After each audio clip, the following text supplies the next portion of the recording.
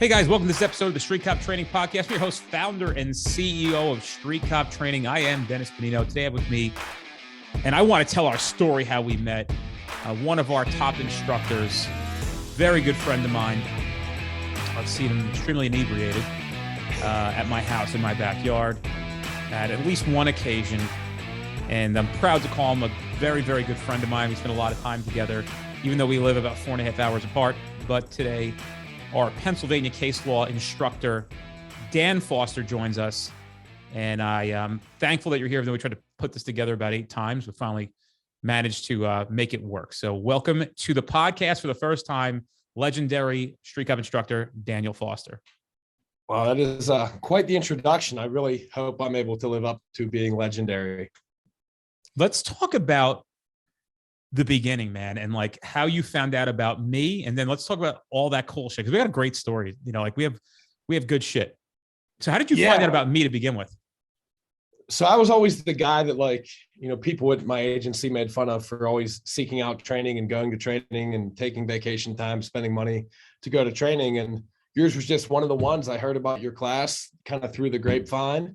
And I'm like, oh, this sounds, really cool. Something I want to check out. So I took some vacation days and went to your class on my own dime. And I met you, and, we kind of just hit it off, which obviously you would hit it off with me. Why wouldn't you? But I think initially you were like, hey, man, you know what you're talking about. Like, would you ever want to be an instructor? And I told you I absolutely am not capable of being an instructor. And that went on for back and forth for about 1.5 years until I think one day you called me and you were like, hey, have you thought about it again for the 15th time? And I'm like, yeah, let's do it. So Interestingly enough, I did my first class in the Pittsburgh area, in that bomb zone of a place. What is that? Where did I teach? What town is that? Elizabeth. Oh yeah. Oof. Like, what happened to that place? Holy shit. Old mill town, just kind of closed up, I guess. Woof. What a scary place. Well, anyway, I didn't know that, like, we kind of did things a little ass backwards, to make a long story short. And I think I only had like 12 or 13 people in that class. That was years and years and years ago. Yeah. So my cousin, who was my first admin here, she was like, are you going to go to Pittsburgh? And I said, yeah. She goes, there's only 12 or 13 people in the class. I go, yeah. So what? I go, what do you think I'm going to do? I'm going to sit here and be fancy? I go, when I first started, I had 12 and 13 people in my classes. What are you going to do? Nobody knew who I was. So I'm going to go out there and try to unobscure it. And if I didn't go, I would have never met you, and would have been a huge mistake to not have gone. And as a matter of fact, I think following up the following class we did, when you hosted, like 86 people in the class, our second time around. So Dan put a lot of work into that. And that's where we really began our friendship. And I distinctly remember you being in the class and being very interested in asking a lot of questions and being very eager. And there's a fine line between sometimes in class of the person who really is there to soak it all in, is really, really interested in it, versus sometimes the strange person who I know is the oddball at their agency. And you're laughing because as an instructor, you sometimes know who those people are. Absolutely. And I was glad that I was able to discern you from that, and very eager to have a relationship with you. We went out to lunch. You guys put fucking French fries on a salad. Never saw that in my life. Biggest oxymoron in the history of the United States. I don't know why you would eat salad, put fucking French fries on it. Beyond me. And then finally, when I did convince Dan to, I think we should touch on the topic of your first class when it was posted in. That was where, not Lancaster. What's the one in the middle of Pennsylvania? Outside of Harrisburg. Yeah, Harrisburg. So, yeah. And I use you as an example to new instructors of, like, nobody was worse than Dan the first time. I think absolute fucking disaster is probably the best group of adjectives for that class. Dude, nobody was worse ever in the history of this company for the first. I mean, we had some bad ones for the first time than you, but I said to myself, well, okay, let's talk about how bad it was. Dan was a wreck. And I actually had to stand up and co-teach the class. Thank God I was there. And I said to you, I think you've got this. You just got to dial in whatever this fucking disaster was. But you know this stuff. You know what you're doing. And bro, we don't get so many great reviews on your program now. And that's why when I see somebody for the first time, I always tell them I'm not holding you up to a standard other than, we'll call it the Dan Foster standard. If you're at least as bad as Dan Foster, not worse, we can work with you. So I'm the benchmark for failure in this company. That's Yes, awesome. you are. I put my name on something finally.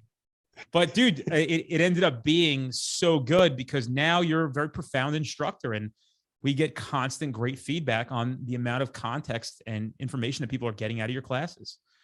So I try to paint a little picture here of like, yeah, you may fuck up the first time, but to show back up again and do it a second time. Where was your second class? Was back there in Harrisburg. And you did it by yourself, and it worked out really well. Yeah, and I think I was in front of like 110 people that day. So nothing like pulling out all the stops, and I either had it or I didn't, and apparently I had it. So what was the thing that changed, you think, the shift that you made consciously to be better at that than you did before? I think kind of from what I told you all along, like I'm not an instructor. I'm a police instructor. I do, the annual taser updates and all that stuff. Like I didn't know how to be a good speaker, a good presenter, a good instructor. And, just working with you and going off of your vision and some of the books you told me to read and videos you sent me, and tried to just change my style from being, the typical in-service instructor to presenting at a high level. And you were committed, bro. I know you were reading a lot of shit. You were on videos nonstop. You were committed. Yeah, it was. I don't know what the time frame was between the first class and the second one out there, but I had my face in a book or listening to a podcast or something pretty much day and night from the dates in between the two, and obviously it paid off because I really don't know how I could have been any worse than I was, but I'm pretty happy with where I'm at. Always room to grow, always room to get better, but definitely miles apart from where I began. You and everybody else, including myself, by the way. I can tell you about the first time that I taught. I was a wreck. I was nervous. I didn't know how to work PowerPoint. I had bullet point after bullet point. I had no context. And one thing I kind of regret is not being an early adopter of the internet more, because I was a typical fucking cop. I'm like, yeah, I'll handwrite this. I don't need the computer. Oh, yeah, and I'll write it in a car. I'll do this. I don't need the fucking e-tickets, right? I was one of those guys. So if I had been more of an early adopter of technology, I think probably would have had a little more traction earlier. And I would have found things. Again, it was 2012. A lot of stuff has come out since then. But I would have found probably better resources to make that earlier experience better than what it was. Now, the cool thing is you can come to Street Cop Instructor Academy in some, weird way we call it that, I guess, and circumvent and get the 5-year cheat sheet on learning things the hard way, Absolutely. Yeah. What are some of the hardest lessons that you learned early on as an instructor, police training instructor? Like what are the good things you've learned and what are the bad things? I think definitely reading off your audience. I didn't really ever understand how different rooms that you're in can have different energies, and depending on who you're speaking to, how many people are in there, how many people should fit in the room versus how many are there. I think reading your audience has a lot to do with it, that I never really expected that being an element of being a good instructor, but learning to adapt the way you present, or even your tone or your speed or anything, depending on reading off your audience. That's actually a very excellent point. I was recently at an event, and I'm going to keep it very vague. And I was asked to speak at this event. And before I went up on the stage, 3 people came up and spoke prior to me. I could not figure out how these 3 people back to back could not see half the people in the audience sleeping and the other half on their cell phones, and the other 10% walking out continuously. Where'd you miss? Like when you're talking to a crowd, how are you not seeing that? And the host is texting me. He's like, these guys are fucking horrible. I'm like, yeah, of course they are, because they made it about them. They didn't make it about the people's experience in the audience. They made it about them. They wanted to sit and talk about themselves. And that's a big key to giving a class. It's not about you. It's about the experience of the person sitting in the seat and what practical applications and context they're getting from sitting in that class for that 6 to 8 hours that day. What are they going to take from there and go and apply and comprehend? And I don't think anyone really ever explained that to me until I met you. I mean, I taught in service classes. You had to be there. So it didn't matter if you were enjoying it, if you were taking anything away from it. I mean, I was reading the bullet points and clicking through the slides. And if you fell asleep, hey, you still signed off on the roster and you were there. So, I think understanding that the difference and really trying to provide value, you have to be able to read your audience and give them the value that they came for. You want to hear the first two classes I ever did? The first one is I had been writing notes for about 6 months because I thought to myself, well, I could just training these people. They're really getting it. If I just write notes of the things that I'm seeing and explaining, then I'm reading case law. So I'm putting all these notes down. Actually, my old case law books, and I put like class, and I would circle it because I was actually picking out, if we're going over 300-400 topics in a promotional testing course, I was like, man, this would be really good for everybody to know. Like, nobody knows this shit. So I sit down. I had a computer that fucking barely worked. I didn't even know how to turn on PowerPoint. I put like 10 bullet points on just one slide and just like went through them. But it was me and about 5 or 6 of my friends from work. We had a substation in our mall, which was like a closet that fit about 10 people in it. And I gave them the class because they wanted to know, because they want to be productive. I never forget, like, going to lunch. What do you guys think? They're like, yeah, no, it's good, but you got to have stuff in your PowerPoint. You're just talking like off your notes. And like, we can't imagine what that is. And I was like, yeah, I guess that's right. I should probably stop drinking Jägermeister and probably get to work on this fucking thing. Second class I ever did, after I polished some things, was at a first aid building in my town. Oh, what a debacle. I'm trying to do it right, going through the training division, offering it only to the people that I worked with to try to do this test run. The big boss is coming out to watch it for a little bit. Dan, I had to fight with the administration because I didn't have any money to buy a projector to use the first aid squad building's projector. And the one captain felt like it was his property and didn't want me touching it. And like, to get the room, like, well, where do you want me to do it? We're having like 15 guys from the agency come. It's free training, right? I'm trying to roll it out and give your guys, we had like 15, 20 guys from my agency show up for that for free, right? They gave them the days off to come and do it. They sat in, the administration loved it. And I mean, what a headache. Like, you can't use this room anymore. I'm like, I don't fucking understand. Just that constant, like, the play. I always talk about police departments being the playground. This is my slide, right? Go play in your jungle gym. This is my sandbox. Like, I just never understood it. I'll never forget this guy who's our training sergeant. He was a wreck over pretextual stops. Just a fucking wreck. He could not understand. He just kept thinking like racial profiling is what it meant. And I'm like, he comes in, he's like, you understand that if you stop somebody on race, you're going to prison. It's official misconduct. You're going to do 7 years in prison. And I'm like, oh my God, please. This is like it's like 5 minutes before my class started, him drilling into everybody's head. You can't stop people I'm like, you realize that we don't stop people for race, right? Like, I know that you can't figure out in your mind from 1984 when you got on the job that we're not stopping people based on race. We're stopping for several other reasons, which are constitutionally compliant. And that's how we're having success in finding guns and drugs and wanted people and missing people and stalkers and fucking stolen this and fraud. But that's my early story, dude. And I'm telling you, I constantly, even now, and I'm sure you can attest to this, that these training programs continue to improve, even mine. It's something different every single time. Maybe not all I've of it. sat through your course probably like 4 or 5 times, and it's different every time. It's evolved. It's gotten better. It's gotten more polished, and it continues to provide more and more value every time I sit through it. Do you think that you'll ever stop working on your program?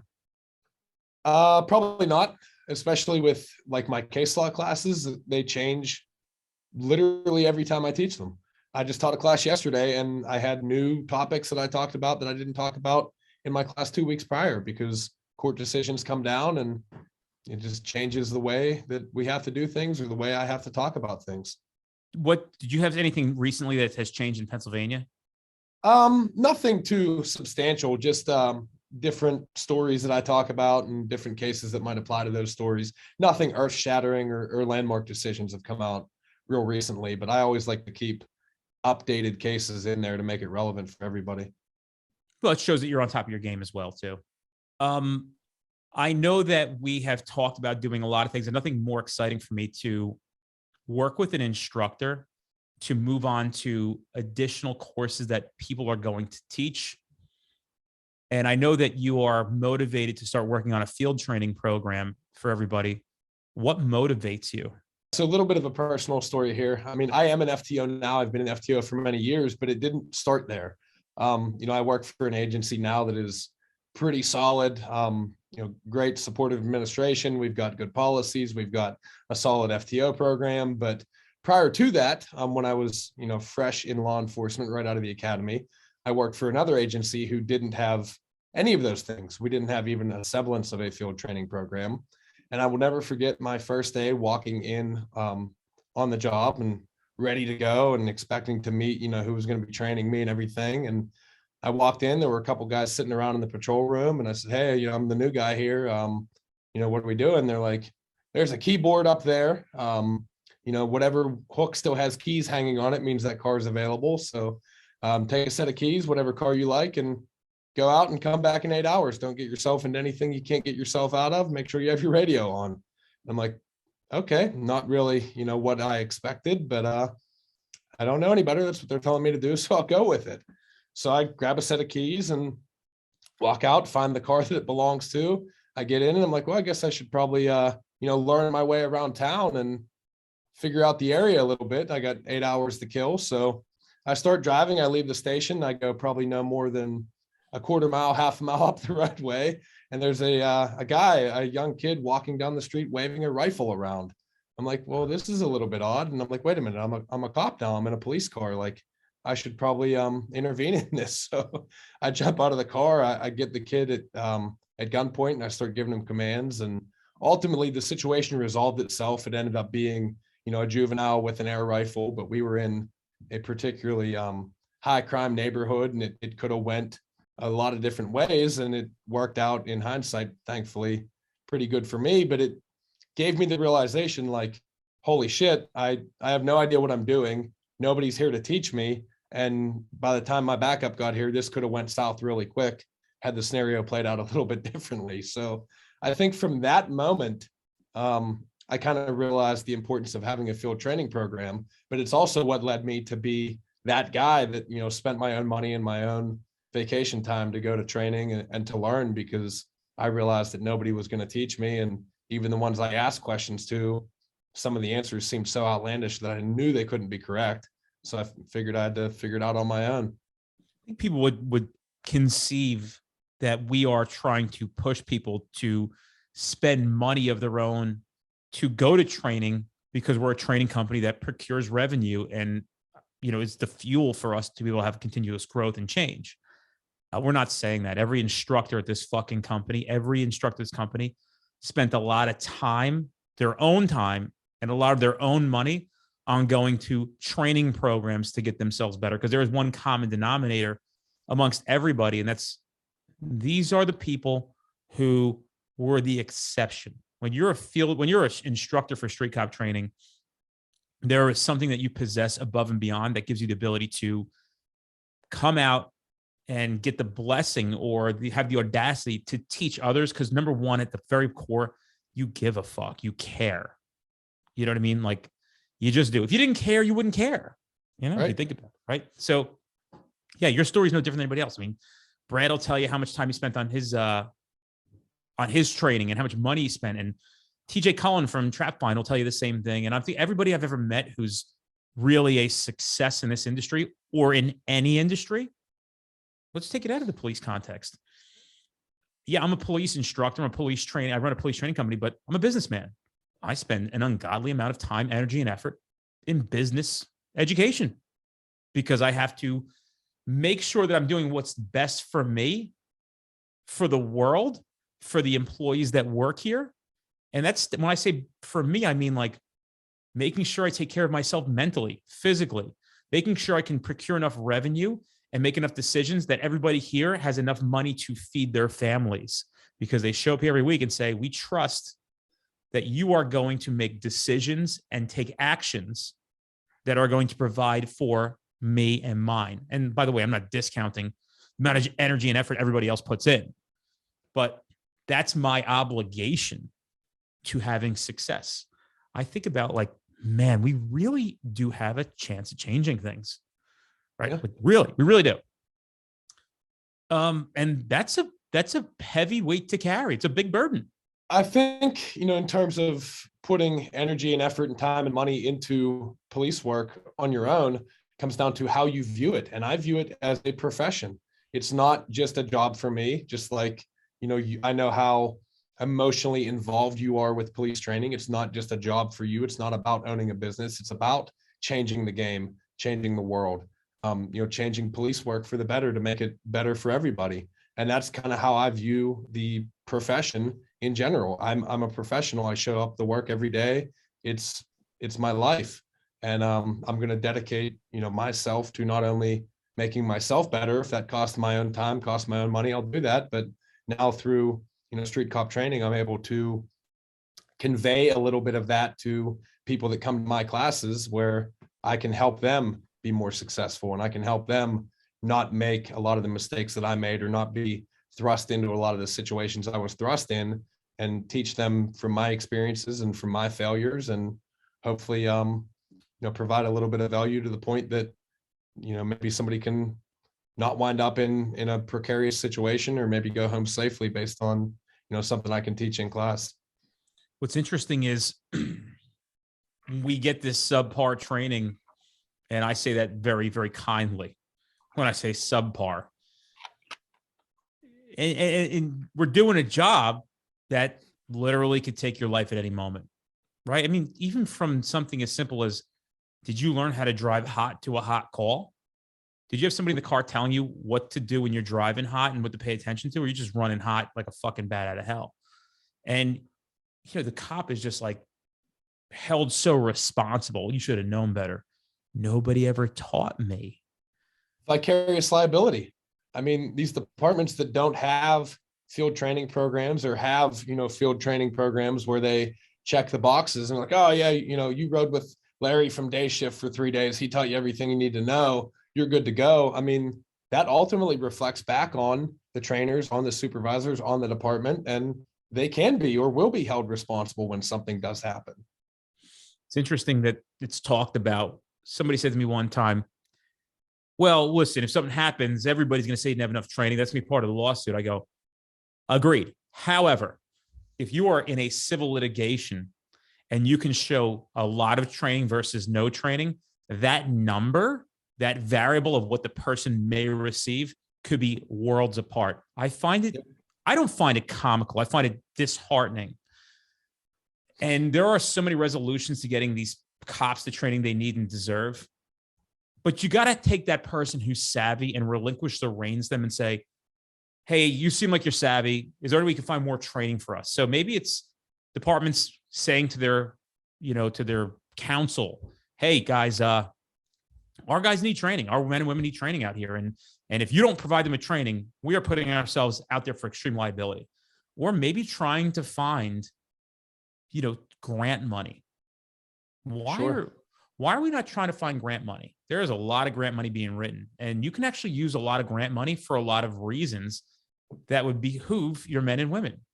And at very minimum, if you're so liability driven and focused, I'm telling you, you show up to a litigation where you're being sued and your training records have 3 classes in 11 years versus somebody who shows up and has 164 classes in 11 years, or whatever it may be, or 112 or 94. Very different numbers at the end. Absolutely. Think about how easy it is to get 70, 80,000 bucks from a police agency when something goes wrong. It's easy, piece of cake, right? They got you, you screwed up, you made a mistake. They're going to sue you. You're going to pay them off for 80 grand. What kind of training could you get for $80,000? Probably training that would have actually prevented this lawsuit from happening in the first place. But yeah, a lot. I mean, that's probably much higher. $80,000 is probably higher than most agencies' annual training budgets by far. Oh yeah, it's wild, dude. It's just completely wild to me. And it comes down to people making decisions need to know how to make good decisions and lead better. If you don't know what to do, ask people. You don't have to have the resolution to every problem. We need to find is the person who knows how to resolve every problem that you have. Yeah. You know what I mean? That's good leadership right there. Yep. And I tell people all the time, I understand not everybody can make it to training because their agencies won't send people. They won't pay for training. They can't get there for whatever reason, manpower issues. I tell people all the time, not only do we post a ton of stuff in the group, but reach out. Like, I'm not here to, make you come to my class. I will gladly help you in any way I can. I'm a phone call and email away. We're not keeping anything from anybody. Yeah, don't call me. So I'm a little too busy these days. Matter of fact, years ago when this thing started really picking up, I was like, there are going to be days where I'm just not. I mean, dude, I have so many pending messages. I just merely can't get to them. People do not realize we play front tag all the time. Yeah, and dude, I don't mean anything by it, but I think people don't really understand the context of how busy one is. And I'm sure I'm going to get busier. So I'm at that point in my career where I'm just constantly playing the game of leverage. Like, sure, there are 90,000 things that get piled on me every day. And I'm just like shuffling them out. Like, you take this one, you take this one, you take this one, you take this one. And in order for it to grow, I cannot get bound down in the minutia of being able to respond to every single thing that comes across. Because I have to weigh into what's the most important. Yeah, there's a significant importance level to answering somebody's question, but it probably does a lot more significance to go into the group and post or make something that's important, factual, or get a new hire on that can create 3 new posts a day or whatever it may be. Finding more instructors to train more cops. So there's a lot of things that you got to keep in mind as to, why I guess sometimes we are busy. How about 3 qualities that are essential for a field training officer? And they can be very macro or very micro. So in your opinion, Dan, 3 qualities for a field training officer. And I don't know if you've done a lot of pontificating on. Sure. Yeah. No, I think number 1, is an understanding that everybody brings something to the table. Everybody has their own experience, especially with what I've been seeing lately in terms of the types of people that are entering the law enforcement profession. A lot of them are older in life. They've been through other things and maybe where the average age isn't 19, 21 years old now. I mean, I've been seeing cops consistently hired now that are 28, 29, 30 old. Maybe some of them have been to college. They have other experiences where, I think a lot of times through police training, it's like, oh, you're new here. You don't know anything. We're going to teach you everything you need to know. Whereas they can relate a lot of life experiences to police work. Some of the best cops I know are some people that can relate life experiences to how they talk to people, how they engage with people. And that definitely helps them find success in their career. So I think just an understanding that everybody brings something to the table is probably number 1. Just a kind of an aside on that. One of the guys that I used to work with, we had like a department meeting, and there was a younger officer that was new with the department that stood up and chimed in on something. And an older officer stood up and said, "You need to sit down. You haven't been here for 5 years, so you don't have an opinion yet."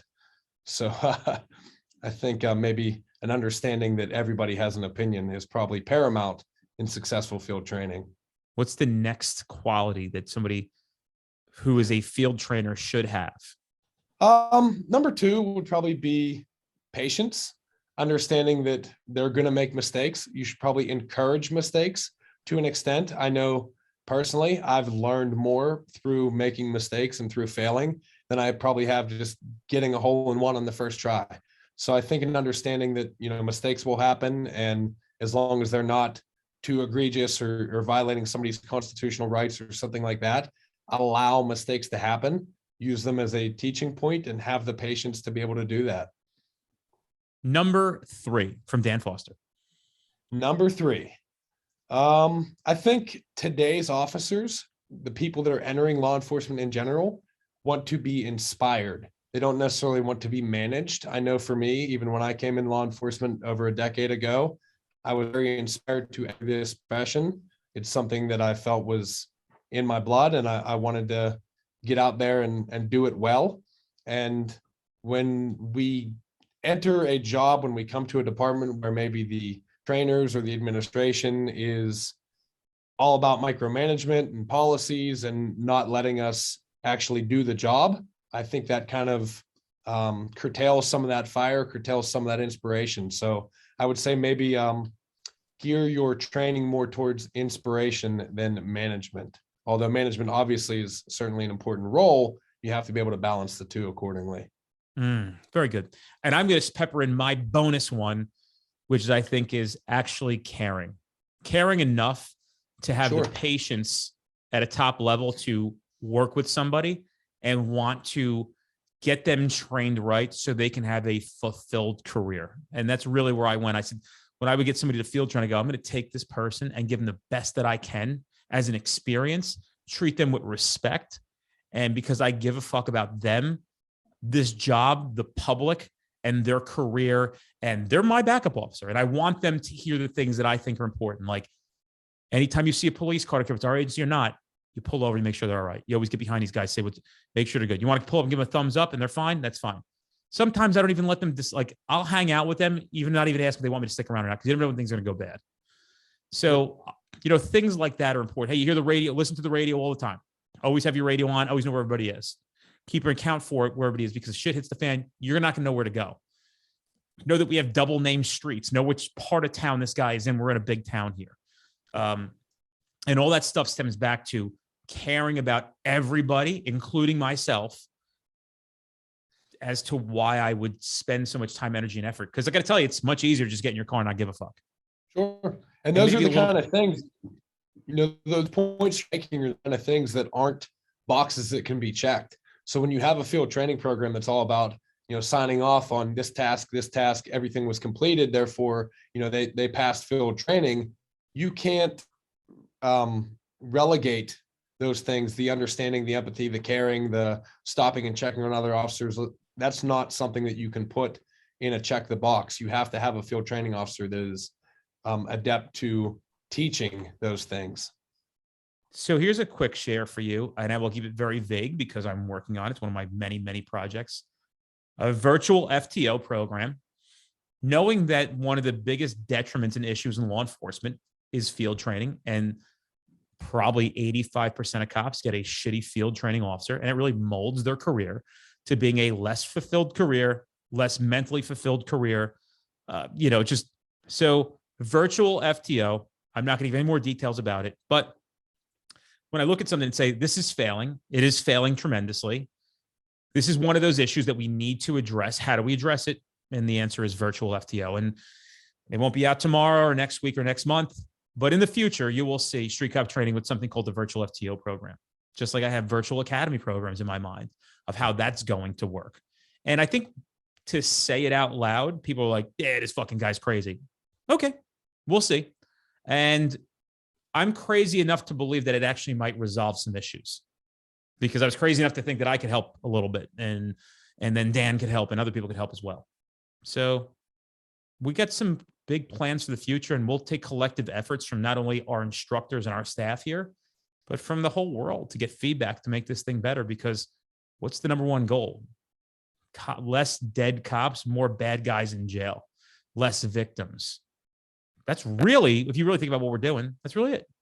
That's what we're about. Yeah, no, I think, speaking for myself, I'm very thankful that you're a little crazy. And I think law enforcement in general over the past couple of years is, I don't think I'm crazy. I think I just, when I say crazy, it's like, I'm just somebody who is not willing to pander to the no. I heard no my whole life as a law enforcement. Nah, we're not doing it that way.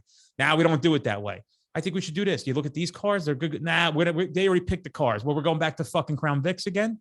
You got the Caprices out. We can't win in car chases, guys.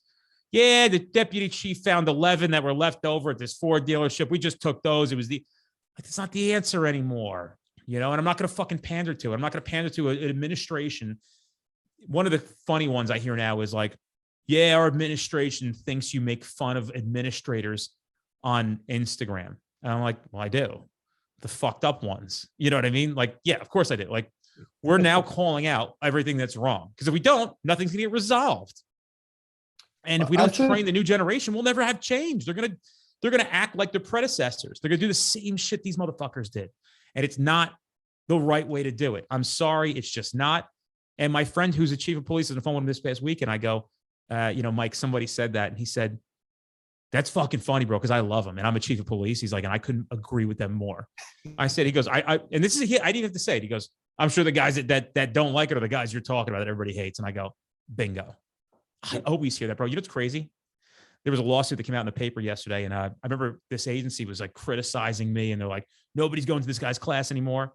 It's so fucking funny how every time I hear about an agency that won't send people to our training, that like, then they're in the paper, right? They're like Chiefs getting sued. There's a vote of no confidence. There's heavy lawsuits. There's all these things going on in the agency, but I was pointed out as the dick. Happened to literally yesterday. I will show you the article. I'm like, look at this. And I'm not going to take an opportunity to go, you see, that's what you get when you're fucking like, and I called them. I was like, hey, how you doing? I heard you guys have a problem with my training. And yeah, we'll get back to you. I'm like, no, let's have a conversation. Let's just have, they ran for the hills. Right. How'd you hear about, how'd you hear about that? How'd you hear about that? No, I'm not throwing anybody out. Like, it gets back to me. I know what agencies, the fucking 26 in this state out of the fucking 550 that there are, and I'm using crazy numbers, that don't like this. Same place that everybody's fucking miserable. And these people are so goddamn delusional that they think they're doing a good job by keeping them away from somebody who's telling them how to make things better. It's fucking ludicrous.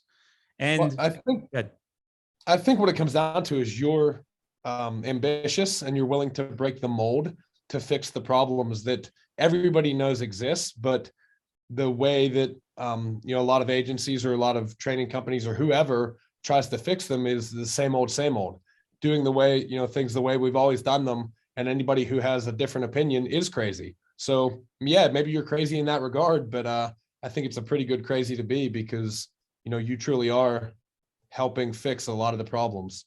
And you're telling me getting a foam baton and sticking somebody in a red suit once a year and yelling, get back, while you're like the little guy in the agency tries to attack you. And then like, if you hit him enough times in like the calf, he'll drop. Like, what are we doing? And the good news is we're not the only ones. I saw a video today of another training company. No idea who the guy is. Very impressed to see they were doing real life physical training scenarios with fucking sim guns and masks and helmets. And I forgot who put it up. One of our guys who's a big supporter of the company. It's on his personal Facebook page. And I wanted to reshare it, but I wanted to give credit where credit was due. I don't know these people, but I said, now that's good police training. This is a guy, the scenario was the guy's up against it. Maybe somebody will know what this is and can send it in. The guy's up against a Connex box. They must have been using some field somewhere. It looks like it's in the South based on the foliage. And now the guy starts fighting as he's trying to go under arrest. And it's really looking like, and the dude's coaching him like, yeah, spread out, like fucking base out, base, right there. Grab his hand, like grab that. This is real training, not get back. Right? Like that. Show me a video where get back was screamed and people listened. All I see the videos of people fucking like, get back. And like people are like falling over and cops get the shit kicked out of them. How many videos we got to see of cops losing fights before we start saying something's not right? That kind of training, whether it's, tactical, physical training or case law or anything, it creates training scars. I mean, that is how you're going to act in the field. You lose that pragmatic approach to where you can, read and feed off of the situation whenever you think, oh, I was taught it in training this way. It worked in training. It's going to work in the field. And then ultimately when it doesn't, you're like, oh shit, what do I do now? It's crazy, dude. I like the red man suit with the sticks, with the foam batons, like just stop it already. Like we got to make, like, people are going to get hurt. Yeah. Well, let them get hurt in fucking training, get rid of them, because they're going to get really hurt in the field. And they're going to get other people hurt. So like, I don't care what you say, like let them get hurt in training. Then I don't know what to tell you. Yeah. And I get it. Like there are certainly, but we have to, what point can we say we can't worry about the litigious part of it or losing a guy or losing a girl? I don't mean that in death. I mean, like that they got injured and hurt their knee in the academy. Like, okay. So what, you're not going to train 25 people in Brazilian jiu-jitsu because one person is susceptible to getting a boo-boo? Like, so 24 people get to go out with no training because you got to play it safe into a fucking profession that you'll die. Like you'll die and people are going to fight you and people are going to run from you and they'll kill you. Like they'll fucking kill you. Let's call it what it is. They'll fucking kill you. It's wild, dude. It's better to bleed in training than it is in war. Dude, fortunately enough that we stand by the truth and that's who we have on our side. And it seems to be prevailing. And I had a guy message me yesterday on Facebook business page. And he said, I used to hate you guys, but now I get it. I said, welcome to the team. He goes, I literally thought everything you talked about was fucking nuts. And you're right. And I went, I'm not looking for me to be right. I'm looking for cops to not die. Sure. Like I'm hoping I'm right. And if not, fucking tell me and we'll change it. You know what I mean? Like, we'll adjust. Hey, that thing you said, or that thing you're doing, that's not going to be impactful or significant. Okay. What do we do then? because tell us, we're in. You got our support. I'm lining up with I was on the phone with Adam Hadari today. He runs police posts. I said, Adam, you and I and other people who are really having impact and change and how this thing's being done, we're all going to be together just steamrolling this motherfucker into a better world. And we're all going to team up and continue to stay together. Hopefully we'll be friends forever, never get anything coming in between us, convoluting the conversation, and just focus on what our jobs are to do. And that's to be these next generation of law enforcement leaders to help create and mold future leaders and future better things. It's a favorite book that I recommended to you that you loved.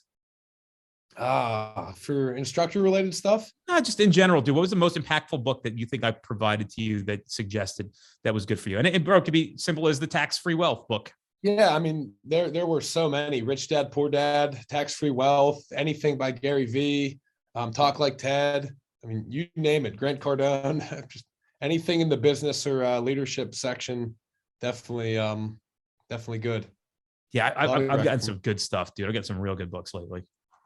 Yeah, I've expanded off some of the ones you've recommended. I've gone and researched those authors and read. Or I don't really read books. I don't really have time to read. I listen to a lot of audio books, but I've listened to a lot of audio books from the same authors from other ones that you've recommended. One last question before we leave is, what has been the best fulfillment or the best thing that has come out of you being a law enforcement instructor? I think it's the messages that I get from people that, hey, I took your class. I was able to arrest this person or get this seizure or do something based on, what I learned in your class. And it just, it makes me feel good knowing that I'm able to impart a little bit of that success, a little bit of that knowledge to other cops, whether it's one cop or 100 cops. I mean, I'll come teach a class to anybody, no matter how many people are there, if I know that I can bring that value to somebody. So definitely, I think it's the messages are very gratifying to me, knowing that I was able to help somebody have a little bit better career, whether it be a drug seizure or a good arrest, whatever. It's great, man. Well, listen, we're going to do this again. Absolutely. And I'm sure we'll talk in the interim as we usually do. For sure. Thank you. Appreciate you tremendously for being on today, dude. And it was I'm sure people found value and impact in this podcast, and always a pleasure. And I'm thankful all the time. I've never said a bad word about you in my life. And I'm thankful that you are a part of my team and our team, and that you wear the company logo with pride and represent us very well. And oh wait, tell the story real quick before we go. Tell the stories about you and Marcus Luttrell having dinner together. Yeah, so we are on the way back from the airport. So let's go back a little bit. With the Street Cop Training Conference 2021, Marcus Luttrell, lone survivor, is one of our keynotes. Dan was helping out a little bit. We kind of spaced out. We wanted to shove people back and forth. We had a nice car to do it in. So Dan went, we wanted armed security for these guys. Dan was able to shoot out to Philadelphia International Airport, pick up Marcus. So walk us through what that was like. So pick him up from the airport. Awesome guy. He's a very interesting person to talk to. We're driving back, having some unique conversation back from Philadelphia Airport. It's pretty late at night, so Marcus wanted something to eat. He hadn't eaten on the plane, and he wanted to get something to eat. So I'm like, well, Atlantic City, it's not like Vegas. Everything closes down. Like, it's 11 o'clock at night. I don't know where we can get food. So I called one of the admins with Street Cop. I'm like, hey, Marcus wants food. You need to find something that's open. Call me back. Tell me where we're going. So I get a phone call back a couple minutes later, and she says, well, your options are Applebee's or McDonald's. So I look at Marcus. I'm like, well, sir, your options are Applebee's or McDonald's. It looks like we're going to Applebee's. So we get the order placed and everything. We get to Applebee's, and I go in to buy the food. And he's like, no, I got it. So he walks in and gets the food and comes back out, and I'm offering to pay. And I'm like, come on, man, like I can't let you pay for the food. Like, if anything, let me at least pay for, my portion of the food, because he insisted that I ate as well. And he looks at me and he goes, Dan, when is the next time in your life that Marcus Luttrell is going to ever have an opportunity to buy you dinner? He goes, let me buy you dinner. So I was like, well, you're Marcus Luttrell. I can't argue with you. So Marcus Luttrell bought me dinner at Applebee's, and we went back and ate some prime rib dippers in his hotel room. He told you were eating with him, right? Yeah. He's like, you're coming to eat with me. Yeah, absolutely. That's fucking great, dude. So you didn't even have an option. He's like, you're coming back to my hotel room eating with me. Yeah, wouldn't take no for an answer. And I mean, I really wasn't about to tell Marcus Luttrell no. So, and that was somebody you had a lot of admiration for, correct? Yeah, I mean, I had a lot of admiration for everybody that was at the conference, but yeah, absolutely. I'm very appreciative of the opportunity to, get to talk to him and have a real one-on-one conversation with somebody who is absolutely an American hero, an American legend, and thank you for that. No, you can thank me. I'm not fishing for compliments. I like the story, dude, because I like to tell people that story, like how Mark's like, you're eating dinner with me, and you're like, okay. Yeah. It was a good time. Awesome. All right, man. I will see you next time. All right. Sounds good. Thank you. Bye.